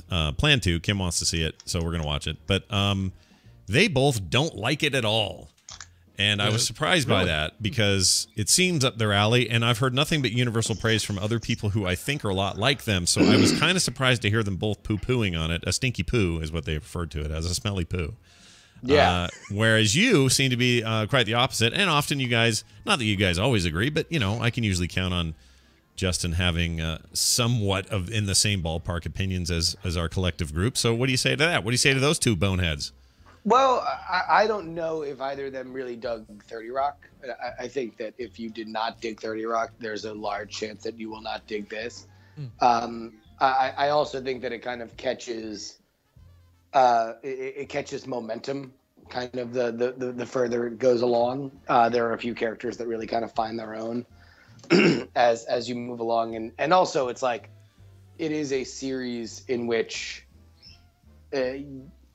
like 30 Rock, it is kind of this ode to New York. Mm-hmm. And if that kind of rubs you the wrong way, then I could see you not enjoying it. So I don't know. And also comedy, I don't know. Comedy is very specific. It's very very subjective. Yeah, I mean, there's a lot of stuff that it's kind of like, to go back to podcasting, like, whenever I have a conversation with somebody that I either knew from my own regular life before podcasting or something like that, I very often don't like. There'll be this moment, and I'm sure you guys have had this, where people will be like, "Oh, I'll listen. I want to listen." And I'll be like, "Well, all right. I mean, like, the name. It's very easy to get it, but if you don't, please, let's start with the default that you don't have to listen. Nobody's got to listen to the show, because the beautiful thing about podcasting is that you are not forced to listen to anything. You get to listen to exactly what you want. And if what I make is exactly what you want, then I am delighted. But it's not, I always feel, and maybe it's too much the other way, that I wind up dissuading people from listening to stuff that I do, just because it's like, it's not, not for you. Yeah, I do that. That happens to me occasionally. Like I'll run into real life people, neighbors or friends or whatever, and they'll go, and it's usually the ones that are kind of noobish about it, going, "Now what is it? Now what? Where? Now what?" Like that. Yeah, you don't want to. Yeah, you don't want to. Yeah, and I kind of say to them, "I'm not sure it's really your bag." Like my mom will say, "I really mean to listen to that. I just don't know what I'm doing. I wish I knew where to click at the beep, beep, beep." And I'll say, "Mom, it's fine. Trust me, it's fine." Because a part of it is, well, we literally bring her up on Therapy Thursday occasionally in ways that aren't necessarily the most positive light or whatever.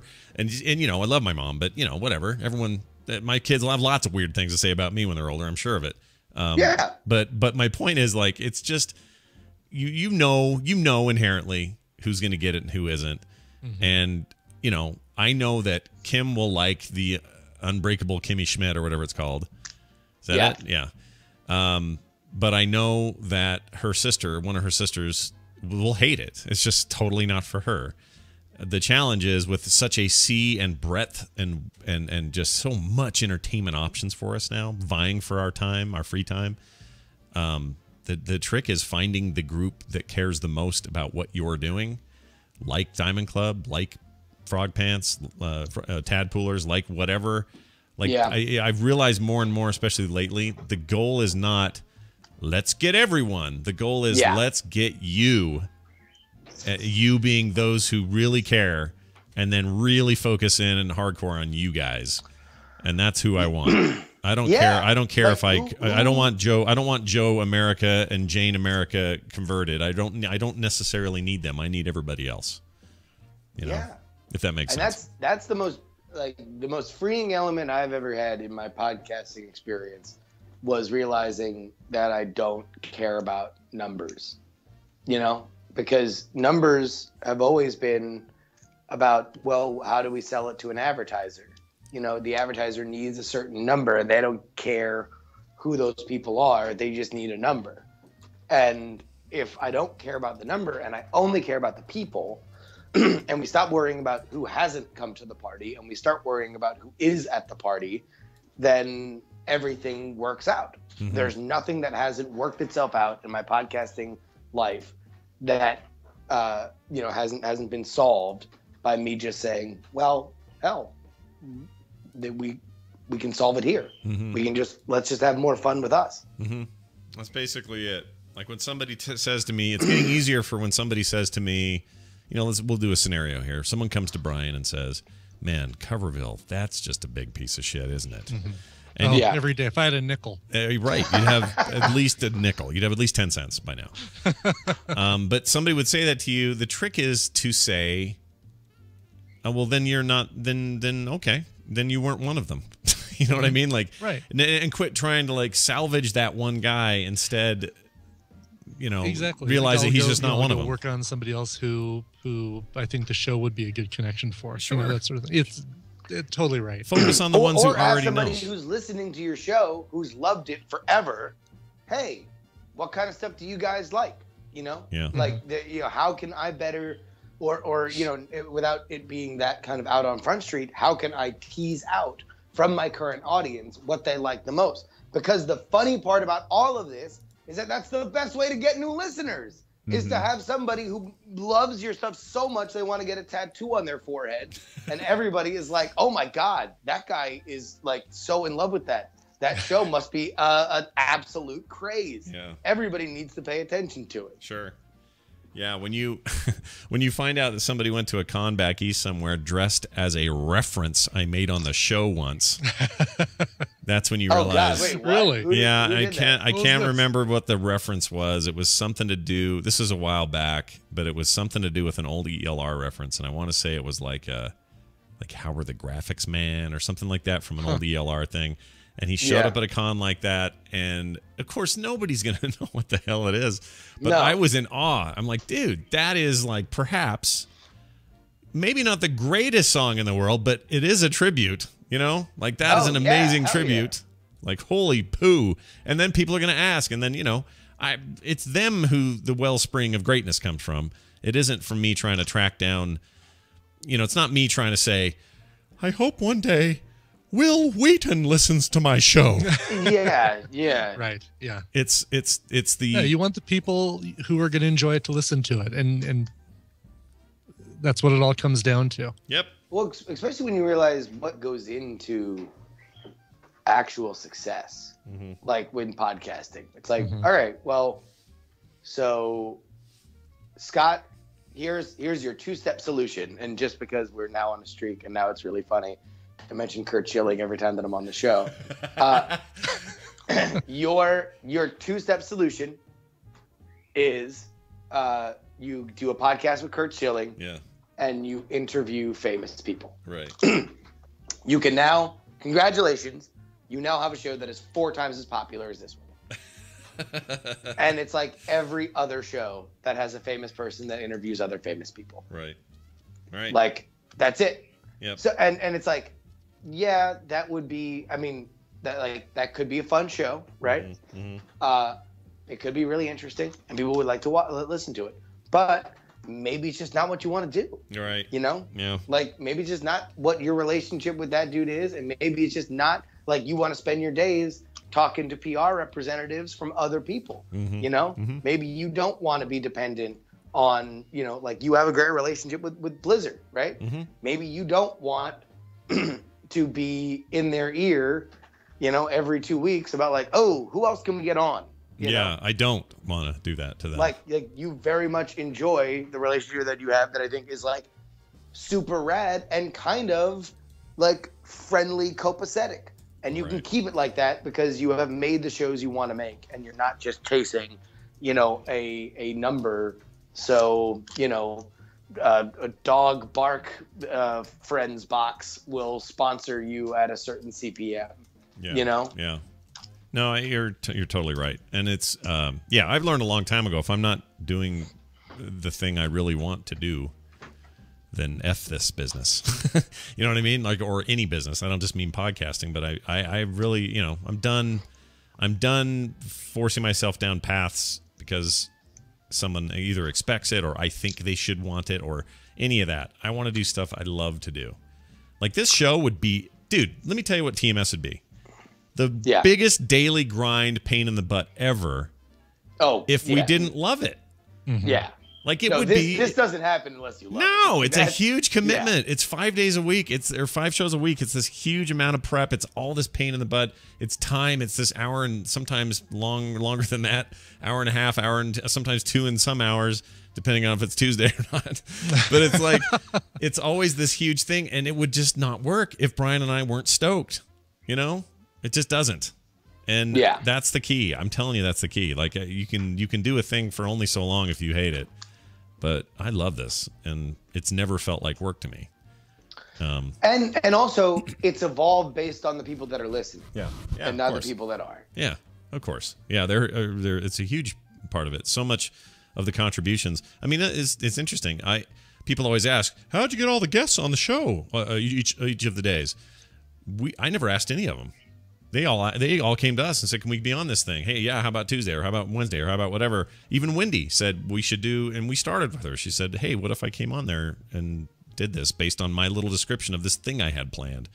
Like that kind of outreach, I even forget how I got on the show. I think you called me and said, hey, we should do a Weird Things. Remember the Weird Things thing? Yeah, I remember what it was, but I don't. Yeah, I don't know. I don't remember. You started listening. Based on me, I'd been on Night Attack a couple of times, or NSFW at the time, and you said, "Oh, I'm going to check it out," or whatever, and you liked it, and then you said, "Hey." I don't remember if I asked her. It was just a part of a conversation, but I mean, it was so organic. It was something like that. That's my point. Yeah. They're all like that, and then everything that's grown out of it has been organic. Like it is, like your beard. It is an ecosystem with living particles in it. Absolutely. Yeah. And that's why I've grown this topiary majesty in honor of it. Yeah. So, regardless of how all this all turns out. Topiary majesty is my second favorite Three Dog Night. That's pretty good. That's pretty good. Justin, any happenings this week that people should be aware of? Yes. Here's the deal. I'm such a dingle that I haven't said this in the 2 weeks that I've been on this show prior when we've all been flogging the podcast awards. But if you want to vote for our little ticket, which I know you guys have been plugging every single day and plugged earlier in the show, here's the easiest way to do it.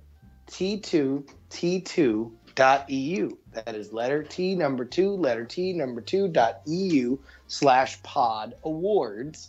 What you're going to do is that crazy Estonian made a little Chrome bookmarklet that you drag into your bookmarks bar every day when you go to the pod awards or the podcast awards page, and the link to that awards page is right there on the same page as well. So you can just go to that same URL. You click on the bookmarklet, and a big sidebar pops up with all of the shows you need to vote for. All you got to do is just tap on the names that are in the sidebar. It brings you right to where you need to click and shows you as soon as you click on it, it gives you a big green checkbox, so you never miss anything. Everything gets done every single day. T2T2.eu/pod awards. Okay. I love it. It's awesome. So we talked about that on and Cord Killers as well. So Right, it's awesome. and it's not breaking the rules because it's not automating the process. It's not. No. You click on everything. It just just makes it faster, so you're not trying to read in the 0.5 point type they put everything in. Right. We're trying to remember what's in the GLBT category, or or it's like, pod oh, the did I have safe. anything to vote for there? No. Yeah, All you exactly. gotta do is vote for Yeah. Night Attack, Coverville, That's cool. Morning Stream, Instance, Daily Tech News Show. They're right there on the sidebar. Film Sack. Yeah. Keep going. Film Sack. It's right there. Yeah. Just click through. Two categories for Night Attack. Don't forget video and mature. Mm-hmm. I mean, I think we're gunning for mature. Yeah, who doesn't love mature video? Mature video. I mean, think of it that way. Put those two words together, and boom, you're in. love mature video. And look at the other stuff that's on there. Yeah. We're gonna have a distinct advantage because everyone else is trying to vote with one hand. Yeah, if you would have been in the comedy, Thank you, channel, Brian. it was nicely done. If you were in the comedy channel or the comedy category with us, it would have been we've been Ross Perot in that thing. We'd be splitting the vote. It would have been terrible. We would have had to figure it out. By Yeah, the that way, would have sucked. We were hanging out with Jason Murphy of Rage Select, who's also in the video game category. Yeah. And we made the decision early on. We're like, hey, listen, we love Rage Select. It's a friendly show to our community. Certainly a lot of shared resources. Jason was on Hacking the System with Brian. So, but at the same time, they don't have a daily platform where they're going to be reminding people to vote. Yeah. So Yeah. we're going with the instance, and that's going to be the official way we do it. And Jason was super cool with it. Yeah. But there was one dude who was like, "What? You've abandoned him!" And so they screamed at Brian, and then went to Jason. It's like, "How can you deal with this Judas?" And he was like, "Dude, calm down. It's totally fine. We don't even really want the thing, and so it's all right." It all worked out. And the dude was like, "Okay, that's fine. But if you want me to, no, we don't want you to yell. It's fine. Everything's copacetic. So vote Diamond Stream and know that there has been we recognize all of your effort who have voted every single day, like I know we all have. So we are excited to see what that yields." Yeah, should yield winners is what I hope. So don't Vote forget. Diamond Stream every day. Frog Pants every day. And Diamond Stream every day. That's the. Hey, wait, mantra. when is the podcast awards? It's the Tuesday of the thing. The Tuesday of the of the part that no one wants of the New cares Media about. Expo. Yeah, the crappy April part. 14th. Yeah. Oh man! All right, so I'm gonna have to figure some stuff out because You got to figure some stuff out. Get out there. I got it. Yeah, because also I just realized that I'm going to Star Wars Celebration that weekend. Oh, are you? Where's that? Anaheim? Anaheim. Ah, cool, Anaheim. man. That's cool. Yeah, dude. I went to one of them in what's it called? In Orlando. Two of them maybe in Orlando. And now it's out in Anaheim, and of course this is going to be kind of a big one. Yeah, this is the year to go, I think. Yeah, the first year, 1999, I went to that one. Uh-huh. That was right before the release of episode 1. Yeah. And it's like, oh wow, I'm gonna buy all these action figures. I'm gonna buy this poster. Who is this? Who is this sweatshirt. Jar Jar Binks I keep hearing about? I know, it's gonna be awesome. And I have all that stuff sitting in a box, like episode 1 poster, episode 1 sweatshirt, all the episode 1 figures. Yep. Well, good luck. I think you'll be fine though. I think this year you'll be fine. Yeah. And hopefully, we get just a little inside sauce on everything. But I love the last one. I actually went to Star Wars Celebration and then Dragon Con in the same year, and it totally. I don't think I'd ever gone to a nerd con before, and now, look at me now. Look at you now. Look at the glowing radiance on you now. Yeah. All right. Well, that's all fantastic. Justin R. Young on Twitter. Follow him for all his goings on. Justin, it's always a pleasure. We'll talk to you soon. See you, boys. Bye now. See ya. All righty, Brian. Always fun with Justin. I have one thing to play for you before we go. Okay. Let's hear it. It is a phone call, and it is this, and it's about the Apple Watch. And everyone thinks I'm supposed to get one. So here it is. So I'll play it now. Scott, I'm going to convince you to buy an Apple Watch instead of waiting for Generation 2. Just think about it. Apple's waiting so long to come to the game. I don't think you're going to see a lot of change between Generation 2, and I also think it's going to be a couple years before they refresh this one. It's not going to be an every year update. You need to get one on day one so I can send you some wrist discs. That I should have had Justin here when we played that. That is an interesting argument, yet it's based on zero fact. So I'm not going to exactly go with his argument. I do think they'll refresh it every year or so. Maybe not every year, but probably every couple of years. There will be a new Apple Watch. And I will point to some history here. There's absolutely nothing wrong with first-gen stuff Apple does, but they often innovate the second time around in a way that makes the first one poo. And I'll give you examples. The iPhone 3G was a lot better than the original iPhone. Mm-hmm. The iPad 1 was completely trumped by the 2, and the 2 still to this day functions and runs, where a 1 is a hot brick of nothingness. Mm-hmm. Yeah, one doesn't run a lot of current-gen... Sure. The first, do you remember the overly priced, ridiculously priced MacBook Air that came out? The first one? Oh, yeah. It was a piece of poo. The chip in it sucked. It was kind of garbage. And the second time, third time, they got that completely right. Those are awesome notebooks. So I'm not saying it's going to be junk out of the gate. Don't get me wrong. I'm just saying for a guy like me who's on the fence about a wearable watch in the first place, will be better served by seeing how they treat it the next run. That's all. That's all I'm saying. I'm going to make a prediction, and by making my prediction out loud, it might prevent it from coming true. Okay. But I'm still going to make my prediction anyway. You're not going to buy one on day one, but you're going to buy a version 1 at some point. I'll take that bet. I'll take that bet because it's the one Apple product where I know I always want the new and shiny, but it's the first one in a long time where I cannot find a reason why I actually want it. And that's new for me. I think you're going to start hearing about people using it. You're going to start saying, oh, wow, people using the fitness tracker thing on there. It might be you. It could be you that convinces me. It could be me. Yeah, exactly. Yeah. Just by making that prediction steers you away from it. Me having one and bragging and talking about it and say, oh, this is so cool, might also have the inverse effect. But yeah, it might. You know what? We'll see. Who knows? I'm not willing to say 1,000% that there's nothing that could sway me. But at this stage, I'm just not feeling it. And again, it doesn't have anything to do with Apple or anyone else or all those wearables. It's more of is the watch thing even a thing for me at this point? I think, you know what? Here's the deal. Here's the deal maker for me. When these become, and they will one day do this, when these become connected, don't need a phone to function things, that changes it for me. Because right now, you got to have your phone. With the Pebble, you got to have phones to make those things really worth it. Yeah, they can be a watch on their own, but for all the other functionality, they need this other device, right? One day, we're all going to be Dick Tracying it and have phones that are actually connected to the internet via cloud, whatever connection, something. They'll have radios in them. They will not be dependent on another device. That's going to be a big deal. But right now, the dependency bugs me.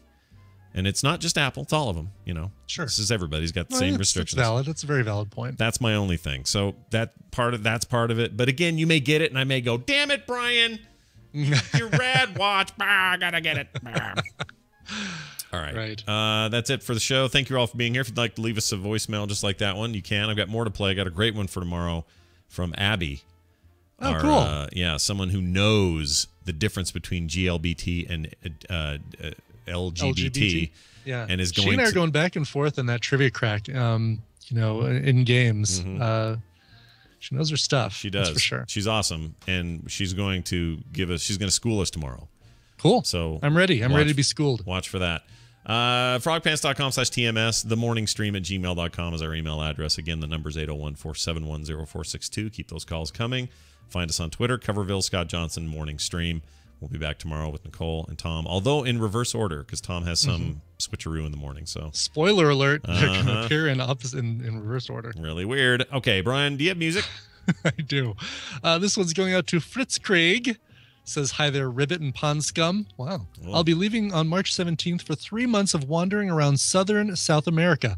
It's going to be loads of fun, but there are things I'm surely going to miss. So could you squeeze in this neat cover of Blink-182's Miss You by The Acquainted? Because I'll be missing my cat Bobby, my dog Adam, and lots of other people, I guess. If that doesn't work, any cover of a Modest Mouse song will, as their new album hits today. If March 17th is taken, rub the G.I. Joe fro, and always remember, you put your creamy peen in the lava tubes.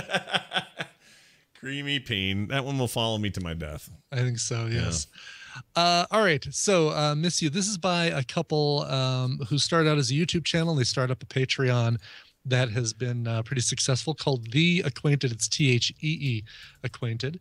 This is one of the songs you can get if you sign up as a patron on their account like I did, and you get free covers constantly up the wazoo, so that's a great thing. Blink-182's I Miss You, performed here by The Acquainted. All right, I guess that's it. Thank you all for being here. Much appreciated. Oh, a new Boop went up yesterday. Catch that show. That was fun. Boop. Nothing about the Mario or the Nintendo announcement because that happened today, but we'll talk about that on Thursday's episode of that show. Okay. Cool. That's it. Do I have anything else? I feel like I'm forgetting something. Nope. I guess not. No. All right. We'll see you guys tomorrow. We'll miss you like this song.